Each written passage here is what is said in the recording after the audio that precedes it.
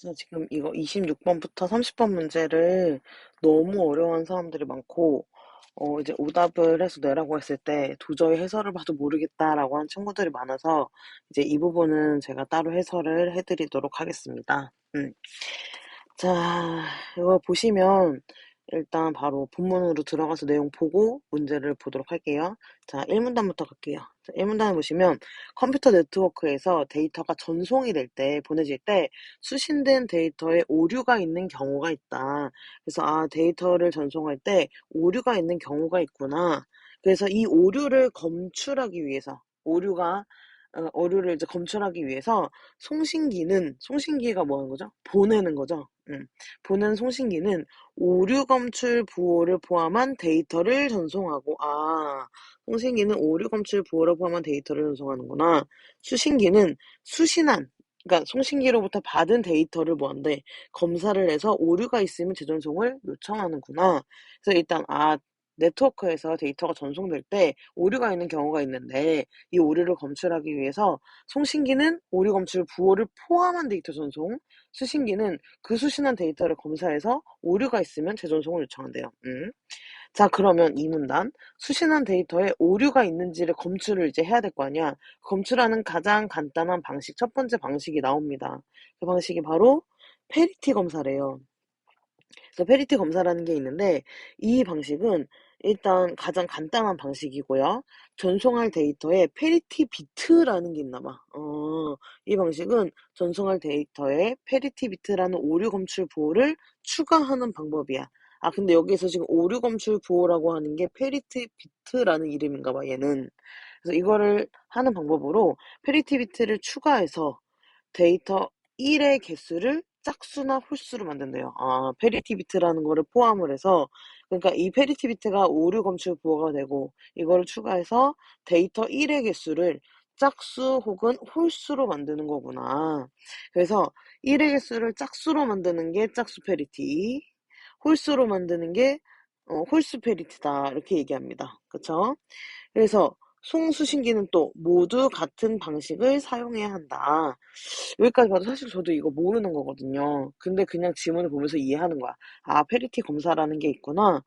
그래서 얘는 짝수나 홀수로 만들 수 있구나. 그리고 송신기랑 수신기가 같은 방식을 사용하는구나. 근데 잘 모르니까 예를 또 봐. 예를 들어서 짝수 페리티를 사용하면 송신기는 항상 데이터 1의 개수를 짝수로 만들어서 전송한대요. 짝수 페리티를 사용하면 1의 개수를 짝수로 만들어서 전송해. 그런데 수신한 데이터의 1의 개수가 홀수가 왔어. 그럼 뭐라는 거야? 짝수를 전송했는데 홀수가 왔으니까 그때 이거 오류다 이렇게 얘기한다는 거예요. 하지만 페리티 검사는요. 수신한 데이터에서 짝수 개의 비트의 오류가 동시에 있으면 이를 검출하기가 어렵대요. 얘들아, 근데 그 이유가 뭘 것 같아요? 봐봐. 예를 들면은 1의 개수가 그냥 예를 들어 이렇게 그냥 간단하게 얘기하면 이렇게 얘기할게. 이렇게 할까? 응. 짝수를 보냈어. 근데 홀수가 왔어. 얘는 송신이고 얘가 수신이라고 봤을 때 짝수를 보냈는데 홀수가 왔네. 그러면 얘 뭐야? 오류가 있네. 이렇게 얘기하면 되죠. 그런데 여기에 얘는 이 두 개를 보냈어. 그런데 개수가 짝수가 왔어. 그러니까 사실은 뭐예요? 얘는 오류가 생긴 거예요. 똑같은 게 가지 않았잖아. 그런데 얘도 짝수고 얘도 짝수기 때문에 오류가 있는지 얘는 판단할 수 있다는 거 없다는 거야? 없다는 거야. 그러니까 얘는 구체적으로 이 내용을 보는 게 아니라 짝수냐 홀수냐 이거만 보는 거니까 만약에 오류가 짝수기가 나오면 받는 애들도 짝수기 때문에 얘가 오류가 난 건지 아닌지 알 수가 없다는 얘기예요. 똑같은 게 가니까. 그래서 또한 오류의 발생 여부를 오류가 발생했다라는 건 알 수 있지만 어디에서 발생했는지는 알기가 어렵다. 근데 얘들아 사실 이게 사실 비문학 지문이어가지고 보기에 도움을 받기가 쉽지 않은데 이 글은 되게 신기하게도 이 보기에 있는 거를 이해하면 이 페리티 그 검사에 대해서 이해하는 게 훨씬 도움이 되더라고요. 되게 신기해서 오히려 저는 이걸 풀면서 이해를 더 잘했거든요. 이따가 아마 설명하면서 더 이해하시면 될 것 같아요. 그 다음, 그래서 얘들아, 이 페리티 검사라는 거는 오류의 발생 여부는 검출할 수 있지만 오류의 위치를 알아낼 수 없다. 발생 여부만 검출할 수 있을 뿐이다. 그리고 아까 말한 것처럼 짝수개의 비트의 오류가 동시에 있으면, 그러니까 만약에 홀수도 마찬가지겠지. 홀수인데 홀수개가 아니 홀수에도 짝수개가 있으면 또 홀수가 될 수 있으니까 그렇게 되는 거구나. 그래서 짝수개의 비트의 오류가 동시에 있으면 검출하기 어렵다라는 거. 이 두 가지 이유가 있습니다. 자, 그다음 이런 한계가 있다는 거야. 그러니까 이 전송할 데이터를 이 한계를 극복하기 위해서 2차원 배열로 구성해서 페리티 비트를 생성하면 오류의 발생 여부뿐만이 아니라 오류의 위치까지도 알 수 있대. 아까 오류의 위치 알 수 없다고 했잖아. 그래서 이거를 극복하려면 2차원 배열로 구성하면 오류의 위치까지도 알 수 있다. 예를 들어서 송신기가 1100011111 이거를 전송한다고 할 때 이거를 이렇게 두 개로 2차원 배열을 한다는 거예요. 원래는 이렇게 1차원이었는데. 그래서 가로 방향의 모든 행과 세로 방향의 모든 열에 페리티 비트를 생성한 다음 이를 포함한 데이터를 전송한다. 얘들아 이게 뭐냐면 여기 나와 있는 것들이에요. 지금 여기에서 얘가 전송할 거는 이렇게 요거야. 근데 여기에다가 페리티 비트를 여기 추가한 거예요. 오른쪽 아래쪽 이렇게 다. 그래서 더 가면 이런 식으로 포함한 데이터를 전송하는데 수신기는 수신한 데이터의 각각 행과 열의 1의 개수를 세워서 오류를 검사해요. 만약 어떤 비트에 오류가 발생하면 그 비트가 포함된 행과 열에서 모두 오류가 검출된다. 따라서 오류가 발생한 위치를 알 수 있다. 다만 동일한 행이나 또는 열에서 짝수개의 오류가 발생하면 오류가 발생한 정확한 위치를 알 수 없다. 같은 맥락인 것 같은데? 자, 그래서 얘들아, 예를 들면은 여기 있는 걸로 그냥 먼저 볼게요. 자, 얘는요, 홀수 페리티를 활용하고 있어요. 그래서 수신한 수신기는 데이터에 오류가 있다고 판단을 했대. 근데 여기서 페리티비티에 오류가 없다고 가정을 했어요. 응? 자, 봐봐. 그러면 여기 봐봐. 얘 같은 경우에는 1의 개수가 여기 홀수네. 그치? 3개니까 홀수죠. 홀수. 얘는 어때? 하나, 둘, 셋, 넷, 다섯, 여섯. 얘는 짝수네. 그럼 얘는 뭐야? 오류가 있다는 거예요. 그치? 그 다음 얘는 어때요? 3개네. 얘 홀수네. 그러면 얘는 오류가 없네. 근데 얘들아 여기 세 번째를 한번 볼게. 여기 보면 얘는 어때? 홀수네. 그럼 얘 오류가 없네. 얘 홀수네. 오류가 없네. 근데 얘는 어때? 짝수네. 오류가 있네. 그럼 봐봐. 여기에 지금 오류가 있지. 여기에도 오류가 있지. 그럼 뭐야? 여기에 지금 뭐가 있다는 거야? 오류가 있는 걸 찾아낼 수 있다는 거예요. 어. 자, 그게 바로 여기에서 말하는 내용인 거예요. 그래서 어떤 비트에 오류가 발생하면 그 비트가 포함된 행과 열에서 모두 오류가 검출되고 오류가 발생한 위치를 알 수 있어. 지금 방금 여기 얘가 포함된 이 행과 열 모두에서 오류가 발생했고, 여기가 오류가 있구나, 라는 걸 찾을 수 있다. 이 얘기입니다. 됐죠? 들어갑니다. 4문단. 이제 새로운 방식이 나와요. 지금 2문단, 3문단에서는 페리티 검사와 관련된 얘기였고, 이제는 CRC 방식이라는 게 있대요. 그래서 이 CRC 방식은, 얘는 생성부호라는 게 미리 선택이 된 생성부호를 사용해서 오류 검출 부호를 생성하는 방식이래요. 그래서 전송할 데이터를 생성부호로 나누어서 오류 검출 부호를 생성하는데, 모듈로 2 연산이라는 걸 활용한다고 합니다. 그래서 이게 밑에 그림에 사실 다 나와 있거든요. 이 연산하는 방법이. 자, 여기를 보면은 전송할 데이터가 어디에 있어? 이게 전송할 데이터네. 이게 전송할 데이터예요. 그래서 이거를 뭘로? 생성부호로. 근데 얘들아 이 생성부호는 뭐라고? 미리 선택된 거예요. 그쵸? 근데 이걸로 이 사람이 생성하려고 하는 건 뭐야? 오류 검출 부호입니다. 그래서 연산은 자릿수가 제한된 상태에서 나머지를 구한 연산으로 해당 자릿수의 비트값이 같으면 0, 다르면 1이 된대요. 그러니까 예를 들면 봐봐. 여기에서 10, 111로 나누는 거잖아. 봤을 때 얘하고 어때? 똑같지? 똑같으면 어떻게 한다고? 0. 그래서 얘는 0인 거야. 그 다음에 0하고 1은 다르지? 다르면 1이 된다고 했으니까 1인 거야. 그 다음 1하고 0 다르죠? 그래서 얘는 1인 거야. 얘는 같은 거야. 근데 0은 앞에 쓸 필요 없으니까 지운 거예요.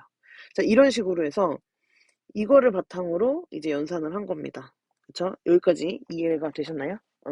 자, 그러면 밑으로 내려가서 이렇게 그림과 같이 생성부호가 1011이고 여기 방금 했죠?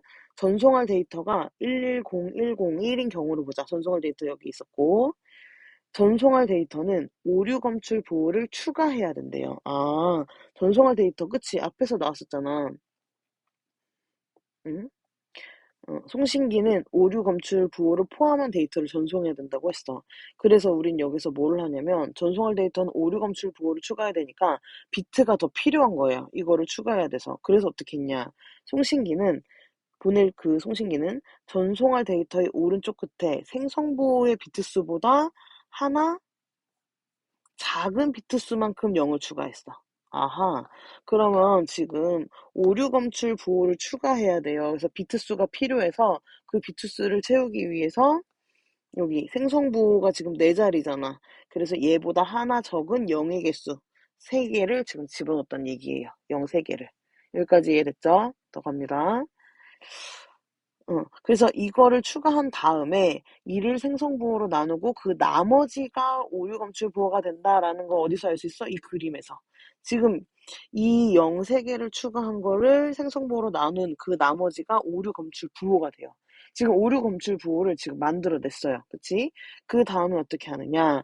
송신기는 이 만들어진 오류검출 부호를 포함한 데이터 110101, 그러니까 원래 이거였는데 여기에 이제 지금 나온 오류 검출 부호를 포함해서 전송을 하고 수신기는 수신한 데이터를 송신기와 동일한 생성부호 얘 같은 경우에는 뭐가 되겠어요?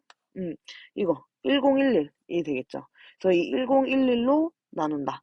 수신한 데이터는 전송할 데이터의 나머지를 추가한 거니까 오류가 없다면 나머지가 안 생겨야 될 거 아니에요. 그래서 나머지가 0이 돼요. 얘들 그래서 나머지가 0이 되면 오류가 없는 거예요. 네, 나머지가 0이 아니면 여기다 지울게요 이제. 나머지가 0이 아니면 뭐가 되는 거예요? 오류가 있는 거예요. 그쵸? 그래서 얘 같은 경우 CRC 방식이 뭔지 생각을 하셔야 돼요. 먼저 첫 번째 이 그림과 같이 뭐를 해? 오류 검출 보호를 만들고 이거를 더한 걸로 나누기를 똑같이 생성보호로 해서 나머지가 0이 되면 오류가 없는 거, 나머지가 0이 아니면 오류가 있는 거 여기까지. 그래서 CRC 방식은 복잡하지만 여러 개의 오류가 동시에 생겨도 이를 검출할 수 있어서 오류 검출 확률이 높다고 합니다. 그래서 여러 개의 오류가 동시에 생겨도 검출할 수 있어서 높구나라는 것까지 기억을 하시고 26번으로 가겠습니다. 자, 윗글에서 알 수 있는 내용으로 적절하지 않은 것은 그랬어요. 자, 그럼 1번부터 갈게요. CRC 방식은 모듈로 이 연산을 사용해서 생성부호를 만드는 거예요? 아니지. 생성부호라는 거는 뭐였어요? 미리 선택된 게 생성부호였고 이걸 바탕으로 뭘 한다? 오류 검출 부호를 생성한다고 했잖아. 그래서 여기를 봤을 때 1번이 답이 되네요. 그래서 이거 되게 조금 약간 허무하기도 한 생성부호가 아니라 오류 검출 부호가 됩니다.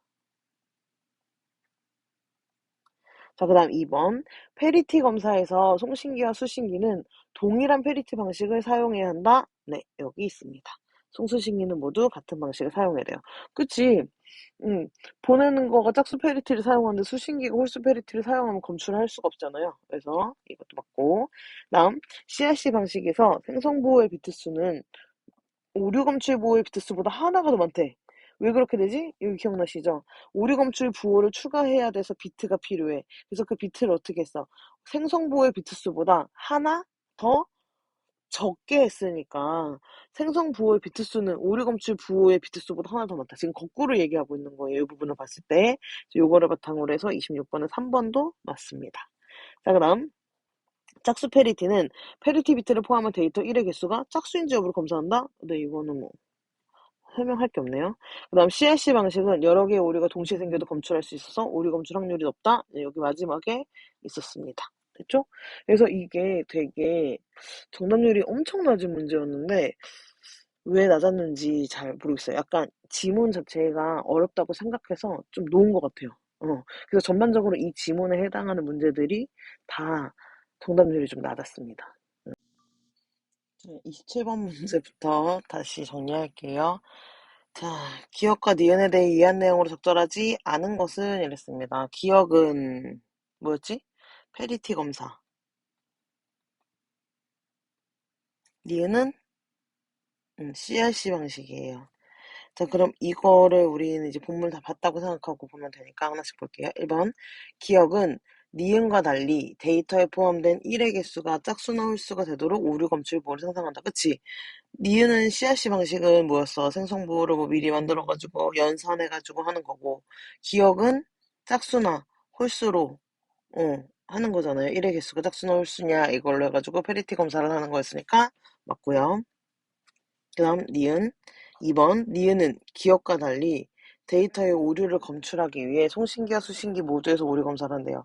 얘들아, 기억과 니은은요, 둘 다 오류를 검출하기 위해서 어떻게 하는 거지? 오류 검출 부호를 만들어서 전송을 하면 수신기가 얘가 오류가 있는지 없는지를 검사해 보는 거잖아요. 그럼 뭐가 틀렸어? 송신기에서 오류 검사를 하는 게 아니죠. 둘 다 수신기에서 오류 검사를 하는 겁니다.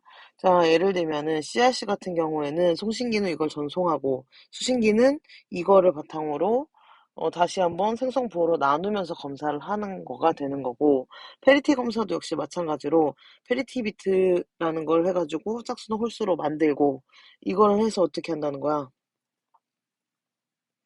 전송을 하면 수신한 데이터가 이거 되면 오류가 발생했다고 판단하는 거잖아요.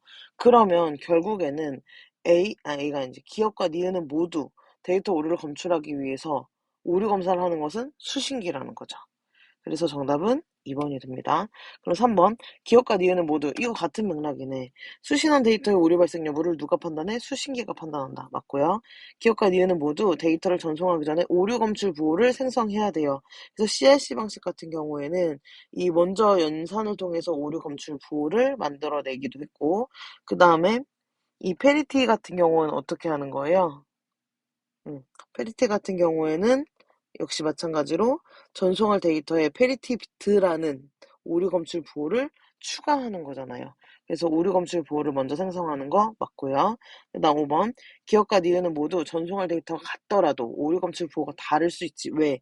기억은 짝수일 수도 있고 홀수일 수도 있고 두 가지 종류가 있었잖아요. 그러니까 짝수로 설정하느냐 홀수로 설정하느냐에 따라서 오류 검출 부호가 짝수가 될 수도 있고 홀수가 될 수도 있으니까.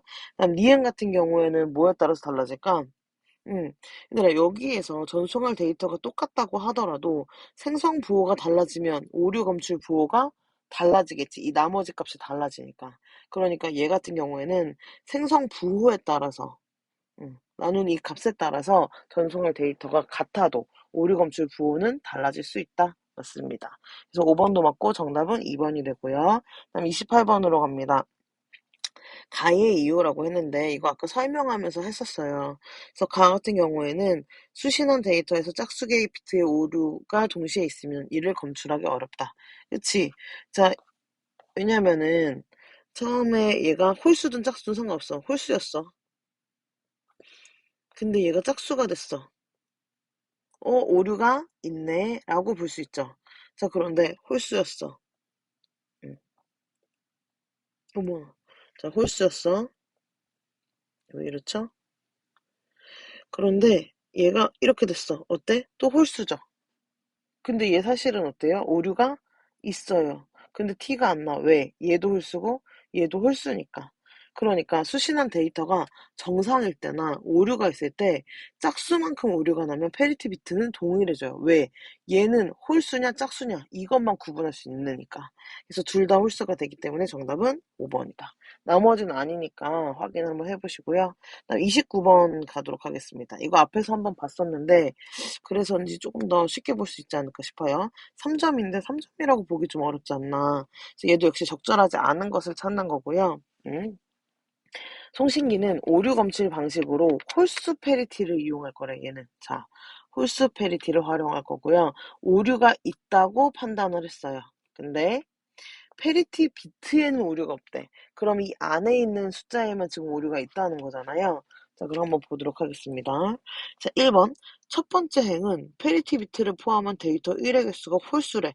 하나, 둘, 세 개. 홀수 맞네. 세 개니까 홀수.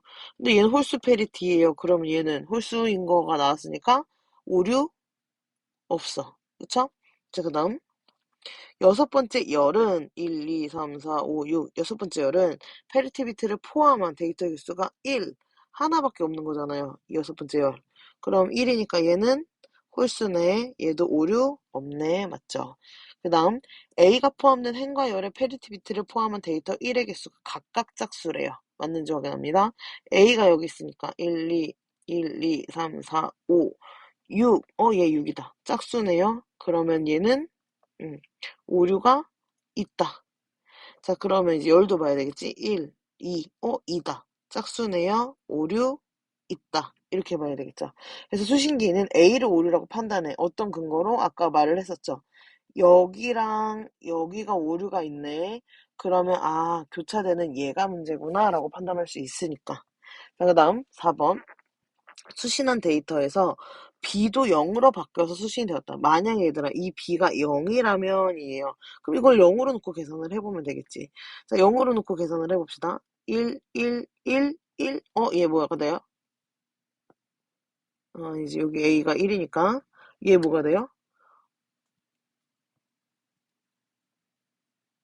얘 뭐가 돼? 1, 1, 1, 1, 1. 5다. 5개다. 그럼 얘 홀수네요. 그러면 오류 없다고 나오겠네. 그치? 근데 봐봐. 열도 봐야 되죠. 얘가 0이에요. 그래도 1, 1, 뭐예요? 짝수네. 그러면 오류가 있다고 나오겠지. 2니까. 자, 그러면 수신한 데이터에서 B가 0으로 밖에 수신되면 데이터의 오류 발생 여부는 검출할 수 있죠. 응. 뭐는 근데 검출이 안 되는 거야. B의 위치가 나오진 않는 거잖아요. 그러니까 오류 발생 위치는 알 수 없어. 오류가 어디서 발생했는지 그 위치는 알 수 없지만 오류가 발생했다라는 것 자체는 알 수 있다는 겁니다. 그래서 정답은 4번. 4번이 틀렸죠. 그다음 5번. 짝수 페리티를 활용했다면 송신기는 짝수 페리티는 반대로 생각하면 되는 거잖아요. 그럼 어떻게 되겠어?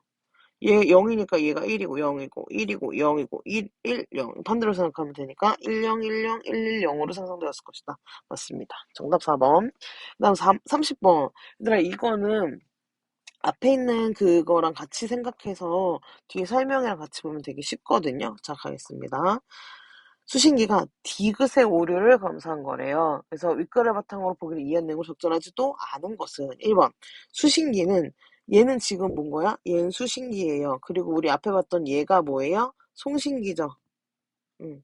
송신기가 지금 뭘 하고 있는 거야? 송신기가 아니지. 송신기에 넣을 뭘 하는 거야? 오류 검출 부호를 지금 만들고 있는 연산인 겁니다. 자, 그럼 그걸 생각했을 때 수신기는 송신기와 동일한 생성보호인 1011을 사용하고 있다? 맞죠? 여기. 1011. 응. 그 다음 수신기가 수신한 데이터의 오른쪽 끝에 있는 111은 이거 기억나시나요? 얘 뭐였어요? 송신기에서 생성한 오류 검출 부호 맞습니다. 일단 오류 검출 부호 111 맞아요. 그리고 또 하나 여기 뭐라고 했었지? 송신기는 오류 검출 부호를 포함한 데이터. 원래 얘가 전송할 데이터는 11 이거였잖아. 110101이에요. 근데 이 110101에 뭐를 또 더한 거예요? 검출 부호 112를 더해서 더한 거예요. 그래서 2번 맞습니다. 그 다음 수신기가 모듈 2로 연산을 할 때는 수신한 데이터의 생성보호보다 하나 작은 비트수만큼의 0을 추가하지 않았겠건 그치? 일단 송신기에서 송신할 데이터를 만들 때 이 000을 붙인 이유는 뭐였어요? 오류 검출 부호를 추가해야 돼 전송할 데이터에는. 그래서 비트가 필요했어요. 그래서 생성 부호의 비트수보다 하나 적게 그래서 얘는 4개였으니까 얘는 3개의 0을 붙였었던 건데 얘 같은 경우에는 이게 필요하다 필요 없다? 필요 없어요. 그래서 추가 안 했잖아요. 이제 뒤에 000 3개 없죠? 그 다음 수신기가 연산한 몫인 111101이 이 몫이잖아요. 이 몫이 송신기가 전송한 데이터와 동일하기 때문에 수신기는 오류가 없다고 판단해? 아니지. 기억나시나요? 여기 앞에 나왔었어요. 자, 보시면 수신기는요. 동일한 생성부로 나올 때 오류가 없으면 어떻게 돼? 나머지가 0인 게 오류가 없는 거예요. 나머지가 0이면 오류가 없다고 판단을 하고 또 나머지가 0이 아니면 오류가 있다고 판단을 한다. 이렇게 나왔어요. 그쵸?